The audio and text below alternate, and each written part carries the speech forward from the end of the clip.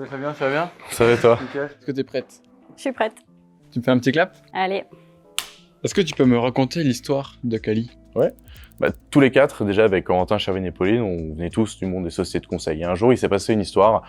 Je vais faire très rapidement, mais c'était l'histoire classique d'une consultante qui était très bien chez son client. Elle a fait 2 ans de projet. Et au bout des 2 ans de projet, ils n'avaient qu'une envie, l'industriel et la consultante, c'était de travailler ensemble en CDI. Ils ont engagé les démarches. Finalement, ça s'est pas fait parce qu'en fait, la société de conseil a mis des bâtons dans les roues à tout le monde en demandant des montants exorbitants à l'industriel pour le décourager. Le résultat, c'est juste que l'industriel n'a pas pu embaucher, la consultante n'a pas pu y aller et la collaboration s'est arrêtée là, elle a démissionné. Si j'en parle aujourd'hui, c'est que malheureusement, c'est pas quelque chose qui est ponctuel. C'est une généralité dans les sociétés de conseil. Il y a une généralité qui exaspère à la fois les industriels et à la fois les ingénieurs. Et c'est là qu'on s'est dit qu'on avait un truc à faire. On a créé un modèle de société de conseil qui est basé sur la liberté totale, c'est-à-dire de l'ingénieur junior jusqu'à l'ingénieur senior et de la TPE jusqu'au grand groupe international.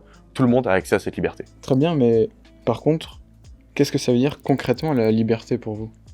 C'est vrai que c'est un concept un peu plus abstrait. Je vais essayer de t'expliquer simplement. Aujourd'hui, l'ingénieur consultant, il est extrêmement frustré de par le manque d'accompagnement et surtout le manque de considération dans les sociétés de conseil. Du coup, il ferme la porte.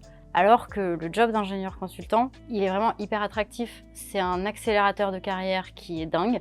C'est le seul job où tu peux passer de concepteur dans le monde de la machine spéciale à chef de projet dans un tout autre domaine pour finir au bout de 3-5 ans en tant que manager, voire directeur de projet. Donc cette carrière aussi rapide, elle n'existe pas ailleurs. Et surtout, être consultant, c'est la possibilité d'intervenir dans l'industrie, d'y apporter son expertise, que tu sois junior ou confirmé avec 10 ans d'expérience. Et au moment où ça se passe bien, où tu as construit quelque chose, tu as envie d'avancer avec le client qui te fait une proposition, et ben nous aujourd'hui, on avait envie que l'histoire, elle soit belle jusqu'à la fin et que les salariés puissent avoir cette opportunité et juste cette liberté de rejoindre le client final. D'accord, je comprends, mais du coup, vous n'êtes pas perdant dans cette histoire? Pourquoi un candidat il resterait consultant chez vous s'il peut avoir un CDI?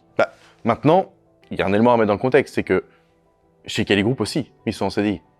Donc, il n'y a pas de ce choix à faire. Le choix à faire, il est sur un tout autre niveau. C'est simplement de se dire, OK, tant que je suis bien dans ma mission, tant que je suis bien chez Cali, je reste. Maintenant, si un de nos consultants, un de nos ingénieurs vient nous voir demain en disant j'ai envie de partir parce que je suis trop bien dans ce projet-là, fonce. En fait, au lieu de bloquer vos consultants, vous avez décidé de leur laisser la liberté de choisir et de faire en sorte que le choix se porte vers vous. Ouais. En vrai, c'est intelligent, je trouve. En tout cas, ce que je me rends compte, c'est que tous les jours, il y a des gens qui aiment cette solution. Toutes les semaines, des gens qui décident de signer chez nous, autant industriels qu'ingénieurs. Donc ouais, effectivement, je vais être honnête avec toi, ça fait que nous encourager à continuer. Hein. Bon, merci Pauline, on arrive à la fin du tournage. J'ai une dernière petite question pour toi, que je vais mettre au montage. Si tu devais dire une dernière chose à un candidat réticent à rejoindre le monde du conseil, ça serait quoi? Je lui dirais que il aurait tort de pas essayer parce que c'est finalement mettre ses compétences au profit d'un industriel, amener son expertise et que globalement, si en plus ça lui plaît, il va pouvoir diversifier son projet et aller découvrir de nouveaux secteurs. Je dirais que je le comprends. Je le comprends parce qu'en fait, depuis des dizaines d'années, on voit des dérives qui exaspèrent les ingénieurs, c'est-à-dire pas pouvoir choisir sa mission, avoir une mobilité complètement déconnante, on peut pas traverser la France d'une mission à l'autre. J'imagine même pas pour ceux qui ont une famille, c'est impossible. Et surtout quand on sait que rejoindre son client final, c'est hyper dur. Donc en fait, avec les modèles traditionnels, je vois même pas le but de rejoindre le conseil. En fait, c'est juste un tremplin de dingue sur lequel il faut aller. Voilà ce que je lui dirais, c'est tout. Et puis surtout de venir nous rencontrer pour en parler.